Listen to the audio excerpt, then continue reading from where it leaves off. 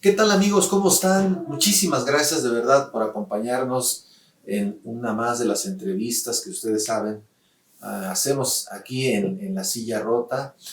Yo soy Jorge Ramos, director editorial de La Silla Rota y les doy, como siempre, también la más cordial de las bienvenidas y me da muchísimo gusto, de verdad, no saben cuánto, que esté con nosotros Gustavo Castillo. Gustavo Castillo es un periodista con muchos años, bueno, más o menos poquitos, tiene como 3 décadas de reportero, muy poquito.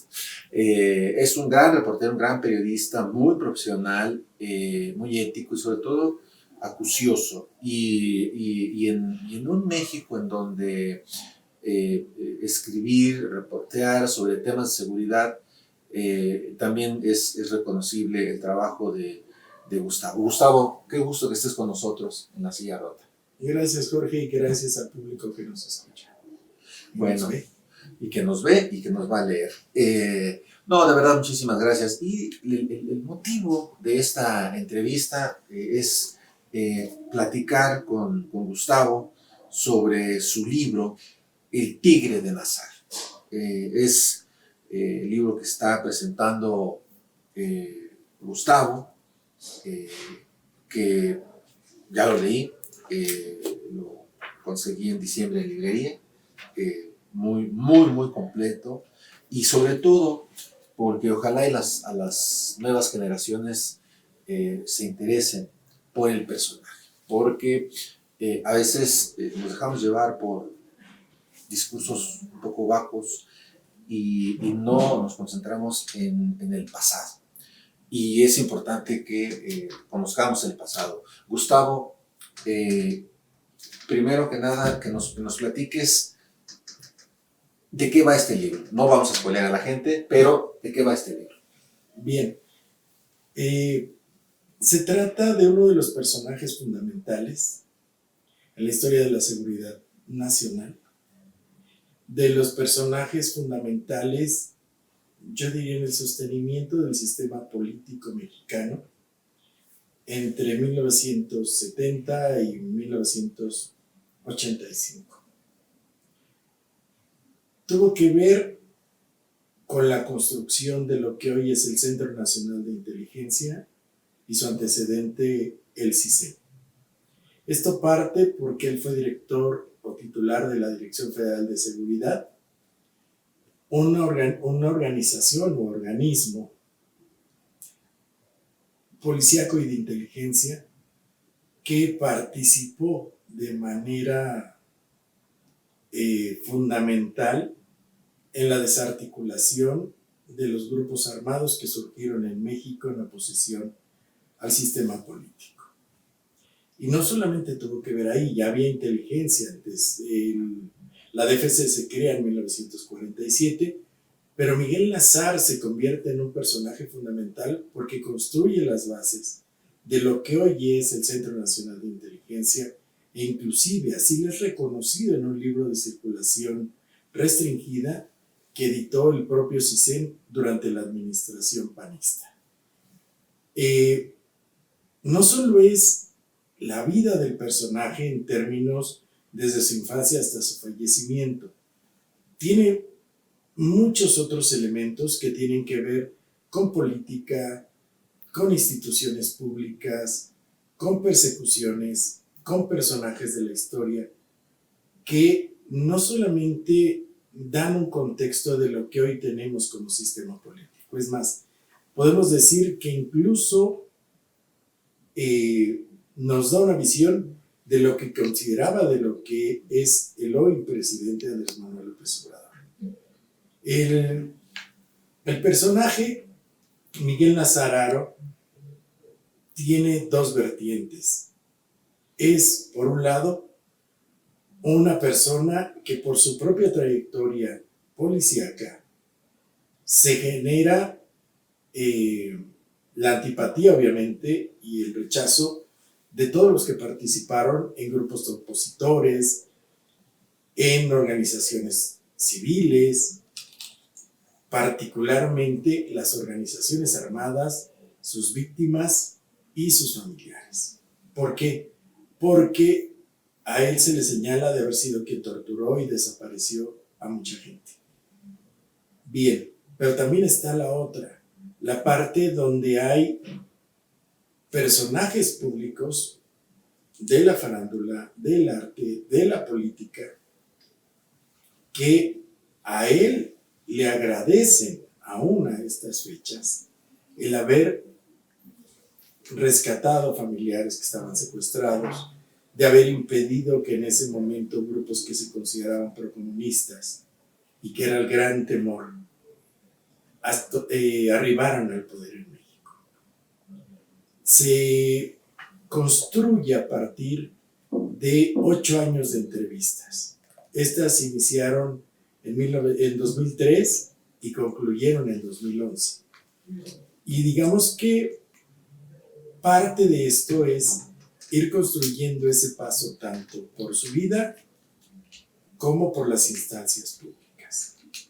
Van a encontrar los jóvenes, creo que un resumen histórico importante, sin que se les vuelva aburrido, de muchas cosas que hoy son fundamento para que quienes están hoy en el poder hayan llegado, por un lado, por el hartazgo que generó todos los gobiernos priistas y luego la descomposición que viene con los gobiernos panistas, que hoy ahí están y que abrieron esa puerta y que precisamente fueron parte de lo que a mí me permitió acercarme a Miguel Nazaral.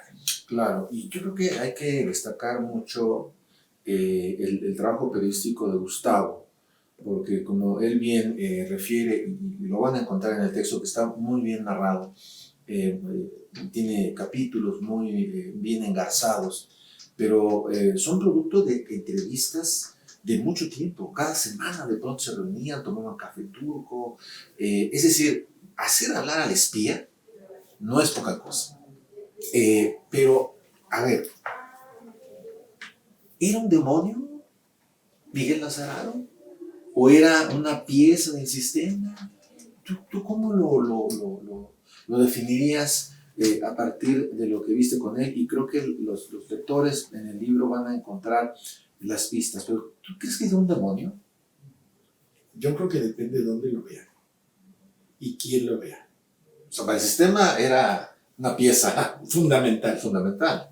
Del otro lado están, te decía, señalamientos de torturador, gente que desapareció, personas. Que él lo niega en todo momento, ¿no? Él dice, no, yo no le hice nada a fulano, a sultano, y le da los casos concretos. Dice, bueno, es que hay documentos del Archivo General de la Nación. No, ¿cómo crees? Yo era una blanca paloma. Sin embargo... Contrastas muy bien, creo. Sin embargo, aquí el asunto es que todo nos da pistas. O sea, se revela el personaje en toda su esencia, creo.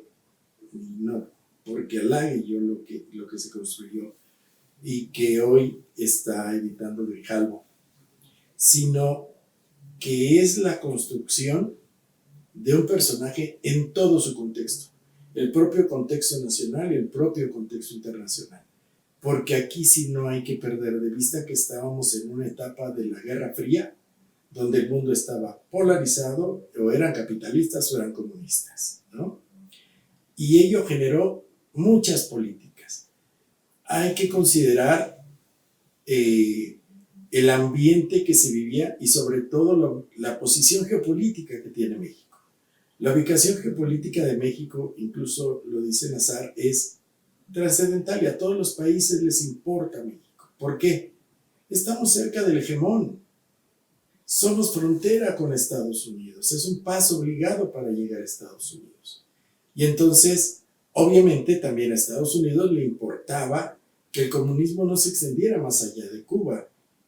Tan es así que, decía Jorge, que no se vuelve a spoiler, les voy a ir dando algunos datos para interesarlos, que es como el hecho de Miguel Nazar estudia en 1965 en Estados Unidos, toma su primer curso de inteligencia. Son 3 años antes del 2 de octubre y casi 20 antes de todo lo que devino la Guerra Sucia en México. Pero ahí se topa con personas que se vuelven importantísimos para la CIA, para la Escuela de Panamá en las Américas, la Escuela de las Américas en Panamá, que fue formadora de decenas de militares que después vienen a dar golpes en muchas naciones de América Latina. Y que ahí estuvo, entre otros, Acosta Chaparro, que también mucha gente lo va a recordar. Se habla que él estuvo ahí, no hay una revelación en ese sentido de dónde estuvo Miguel Nazar, y que sí recibió un entrenamiento posterior, que tuvo que ver con antiguerrilla. Entonces, a Miguel Nazar se enmarca en esta política anticomunista, y tan es así que hoy, en términos de lo que tenemos en la actualidad,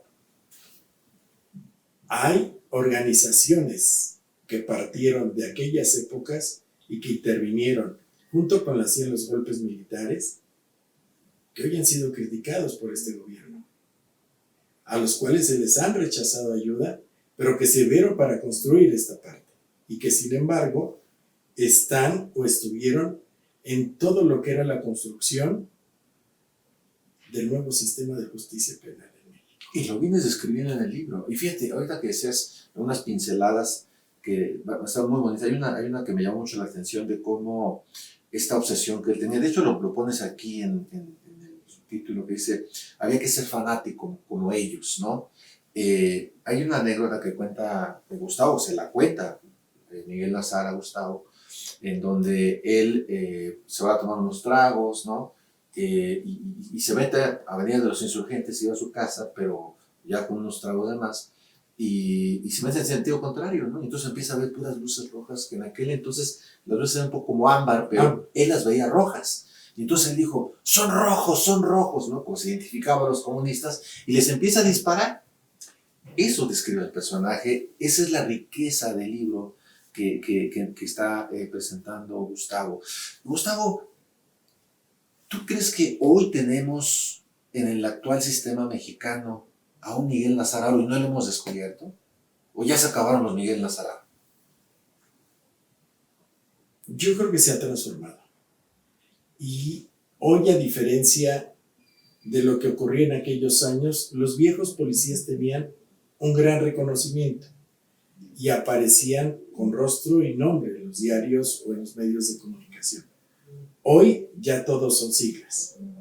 Eso hay que recordar, que quien lo quita es Genaro García Luna, que por cierto, también debo mencionar que aparece en el libro. En el momento de la detención se van a encontrar si eso trasciende las épocas. El respeto que Miguel Nazar se ganó entre todas las corporaciones policíacas trascendió las décadas. Y no solamente de ellos, de muchas gentes más, ¿no? Y también, obviamente, los reclamos de otros grupos que eran opositores, pero que finalmente, aun cuando lo llevan a ser juzgado, él resulta exonerado de todos los cargos, porque no había elementos. Estuvo en prisión domiciliaria, ¿no? Estuvo en prisión domiciliaria 2 años. 2 años nada más. 2 años, 2 años y meses. Pero un poco por la edad, ¿no? Ajá. Sí, y por las enfermedades que presentaba. Pero fíjate que hay algo que me gustaría destacar. Sí. No. A la gente de edad adulta, como nosotros, mayores y jóvenes, hay algo que les va a interesar. Es como a veces leer una novela de espías fantasiosa, donde se mezcla amor, bohemia o guitarras, bebidas, cantantes, farándula, políticos y espionaje. Bueno, pues resulta que en todo eso él habla de tener al menos 400 gentes metidas como sus informantes. Hasta entre periodistas, dice. Él dice que los periodistas éramos para él un ejército inconsciente de informadores, porque gracias a la labor que se realizaba o se realiza, nosotros vamos obteniendo detalles que sirven para las tareas de inteligencia, y eso a la fecha sigue.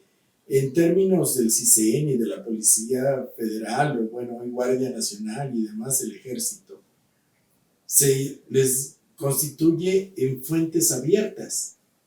Es decir, la información de los periodistas también ha dado curso para juicios que hoy están ahí. Y nada más para que se den una idea, hace rato lo comentaba en términos de, mucha gente se va a acordar de un comercial que él decía, y todos queremos ver a Olga, ¿no? O había gente que se divertía viendo el programa de Siempre en Domingo, y entonces aparecía alguien que decía que tenía poderes psíquicos y que además escapaba, ¿no? Y bueno, pues se van a encontrar con grandes sorpresas de que también participaban en un esquema ahí. Se van a encontrar con alguna dueña de un prostíbulo muy famoso que también servía para las mismas labores de inteligencia. Las cosas que se enteraban, ¿no? Ahí dice de los gringos, ¿no? Por ejemplo. ¿Cómo es que se expulsaba diplomáticamente a extranjeros que no eran bien vistos ni bienvenidos por las labores que realizaban en México? Y entre ellos había agentes rusos. Y cosas como esta, donde se mezcla, no lo que es fantasía, porque además todo está documentado. Aquí es otra de las partes que hay que resaltar. Creo que el libro no solamente es para quien guste de la lectura en general, conocer de estas historias de policías, y no solo el personaje, porque se va mezclando con todo, ir viendo esta estructura, sino es para gentes que hacen labores de seguridad nacional, ¿me entiendas? Espionaje o no espionaje, técnicas que utilizaba, que hoy a lo mejor se van repitiendo y que las tenemos a través de programas de cómputo, pero que no solo son eso, Pegasus, ¿no? Por ejemplo. Así es. Y también tenemos, si hay gente de psicología que se quiera meter a estudiar la psique de un personaje como él por la importancia que tenía, creo que le va a dar detalles de cómo era. Obviamente, periodistas en formación, porque fue un trabajo muy largo y porque les puede dar ejemplo de ello. También tenemos a investigadores históricos que pueden recuperar todavía muchísimas cosas más en el AGN y que hay documentos que se van a empatar. Él habla en términos también para grupos de gentes que perdieron familiares y que hoy, gracias a la Comisión de la Verdad, se han ido empatando como cosas. Sabemos que han detectado o reconocido a personas cuyos cuerpos fueron depositados en el Panteón de Dolores y que corresponden a personas que desaparecieron durante la Guerra Sucia y que fueron depositados ahí o sepultados ahí con otro nombre, porque se supone que esa era la identidad que tenían. Claro. No, de hecho, la riqueza del libro de Gustavo, El Tigre de Nazar, radica en que es una serie de entrevistas durante 8 años, pero está sostenida también por una inmersión en el Archivo General de la Nación, en lo que fue la Fiscalía para la Guerra Sucia, esa que creó Fox, un poco fallidamente, pero que dio algunas luces. Pero hay documentos aquí citados de esa fiscalía, entrevistas con otros personajes, en fin. Es un libro realmente muy rico. Efectivamente creo que es una novela, pero una novela de hechos reales y con un personaje real. Fíjate, no quería dejar pasar, porque ya lo habíamos comentado en cortito, sin que estuvieran todos ustedes entre nosotros, pero habíamos comentado un caso, y me contaron algo muy rapidito sobre este personaje que un día dijo, voy a dispararle y voy a atentar contra el presidente Gustavo Díaz Ordaz. Carlos Castañeda de la Fuente. ¿Qué le pasó a este personaje y cuál fue su vinculación con Miguel Nazararo, que lo tuvo en sus manos? Bien, igualmente en el libro, bueno, hay dos antecedentes. Uno, un reportaje aparecido en La Jornada en 2004, que es retomado por Alejandro Solar Luna, un director de cine, que hace su ópera prima a partir de ese reportaje y construye el documental El Paciente Interno. Un documental que nos cuenta. Y es la historia de don Carlos Castañeda, Un hombre que lo que pretendió a lo largo de su vida era convertirse en misionero católico. Y un día se topa con un padre. Y el padre le dice que para ser misionero necesita terminar, si no me recuerdo, la secundaria. Y resulta que cuando él está en ese proceso se desata el movimiento del 68 y el 2 de octubre, cuando él tendría que haber ido a recoger sus documentos o su certificado, se topa con la matanza y después de ello, en febrero de 1970, él decide matar a Gustavo Díaz Ordaz. Se prepara, intenta asesinarlo, pero resulta que dispara vanamente, y no porque uno dijera que lo matara al presidente, sino porque pega en el chasis del coche. Que no era del presidente. Que no era el presidente, que era el secretario de la defensa, y va a parar a la DFC. Y entonces cae en manos de Miguel Azagarro. Pero es una historia estrujante porque además él pasa 23 años en el hospital psiquiátrico, sometido a un juicio sumario, es decir, no le dieron chance ni de defenderse ni nada. Y a pesar que había un dictamen médico, psiquiátrico, que decía que esta persona podía salir, no sé, creo que a los 5 años, pero lo dejaron ahí, estos 23 que mencionas. Es una cosa terrible, ¿no? Sí, y hoy en el libro hay declaraciones de Nazar sobre ello, pero también un documento que resulta muy importante y que tal vez ahí me adelantaría a mi percepción, es que hubo una historia parecida a la de Álvaro Obregón. Curiosamente, el párroco desaparece, ¿no? De él ya no se sabe, pero resulta que era un agente cristero. Y que tal vez Carlos Castañeda de la Fuente iba a ser solo el instrumento de esta iglesia, ¿no? Entonces, esa parte es interesantísima también. Y que además este hombre al final de su vida termina muerto, viviendo como una persona en situación de calle. Una historia tristísima de abuso, que de verdad, no dejen de leer este libro de Gustavo, que trae muchas cosas realmente inéditas y que nos va a servir de verdad a todos para entender nuestro futuro y cómo es que llegamos a lo que tenemos el día de hoy. Entonces, si hoy hablamos que hay una crisis entre dos polos, uno que se odia y que otro que también se odia, dos, pues así estábamos hace muchos años, nada más que en aquel entonces lo dirimían más rudamente que ahora.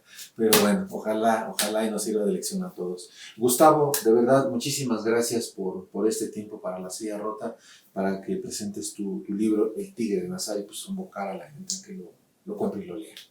Sí, está la invitación abierta y también a que nos acompañen el 2 de marzo a las 6 de la tarde en la Feria Internacional del Libro del Palacio de Minería. Estaremos ahí haciendo una presentación del texto, entonces son bienvenidos a acompañarnos y cualquier cosa estoy a sus órdenes en X, en @buscar_jornada. Muy bien, pues muchísimas gracias de verdad, Gustavo, por este tiempo y sobre todo a ustedes, y agradecerles el favor de su atención y que nos acompañen hasta la próxima entrevista de estas entrevistas que gustamos hacer en La Silla Rota para, insisto, comprender pues nuestro entorno, lo que nos pasa, y este libro que es El Tigre de Nazar, de verdad una obra muy importante para nuestros tiempos. Yo soy Jorge Ramos, director de La Silla Rota, y nos vemos hasta la próxima. Gracias.